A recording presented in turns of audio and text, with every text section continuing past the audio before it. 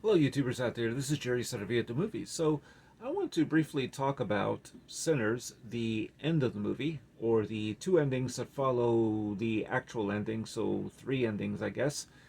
And when I saw the film, it continued even though we saw some of the credits. So, which I kind of like when a film keeps playing and we're still immersed in something that is a continuation or a flash forward. So in this case, it's about Sammy. Sammy is the guitar player, and we see him as the young guitar player who had survived that vampire massacre. So spoilers alert here, of course, but you know. And in this flash forward in the 1990s, he's played by real life blues legend Buddy Guy. And Buddy Guy is playing in Chicago at some club, and in comes Stack and Mary. Stack, played by Michael B. Jordan, who is the twin brother, right? Became the twin brother who became a vampire, and Mary, Haley Stanfield, who also became a vampire. So they see Sammy, they talk to him, and they basically offer him this Faustian bargain, in a sense. You can live for eternity touring, and you'll never die. You become a vampire like us. So he refuses, and they let him go. Actually, they just walk out and they say, "Good luck to you," blah, blah, blah. And I was amazed by that because usually in some other types of movies, they will just go ahead and bite him, and then, oh, well, they just can't get over it. They got to do it. But in this case, they let him go, which I thought was really great. So at that point, it seemed to me the film was over. So when the credits kept rolling towards the very end, then I walked out of the theater. And as I was walking out, I still hear something going on. I said, "What? Did this movie actually not end yet? I mean, what happened here?" This happened with one other movie, which was it was strange. Okay, this normally never occurs, and this is with The Monkey.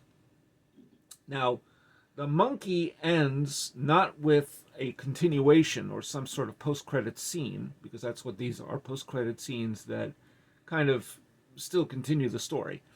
But with The Monkey, it was a trailer for Osgood Perkins' next movie, which I managed to see because I was looking at it like, oh, okay, I didn't know what the hell this was, and I knew it wasn't related to The Monkey. It didn't seem like it. So sometimes this happens with certain movies. Like if you remember Ferris Bueller's Day Off, which I stayed through the very end, that has a final shot where Ferris Bueller comes out and he says, "You're still here? Go home. Go on." So, but in the case of Sinners, the extra layered scene really worked because it was still during the credits, right? It didn't go to I don't think it went to a black screen with the credits. It went to this flash forward almost immediately or somewhere in between. Maybe that I can't remember exactly how it went on. Oliver Stone sometimes ends movies this way, where the credits are appearing, but there's no black screen. It's just the movie continues. And Nixon ended that way, and Any Given Sunday, with plot points that were necessary to the story. So it wasn't just something added on to suggest a sequel in the future, kind of like the comic book movies. So that I found interesting. Anyway, the second post-credit scene, which occurs at the very, very end, is something to do with young Sammy now, who's sitting in his father's church, and he's strumming his guitar and singing to himself a version of "This Little Light of Mine," and no one else in the church but him. So that I found interesting, but I thought, was that really necessary, considering that we saw Buddy Guy as the older Sammy? I don't know. Either way, very great film. So have any of you seen these post-credit scenes? Or post-credit scenes in general? Not just superhero movies, any movie. And what do you think of it? Here, with the exception of the second post-credit scene, I think the first one worked very well. But is it always necessary? Well, if it's central or integral to the plot, it is. So what were your thoughts? Have you seen Sinners? Did you sit through the two post-credit scenes?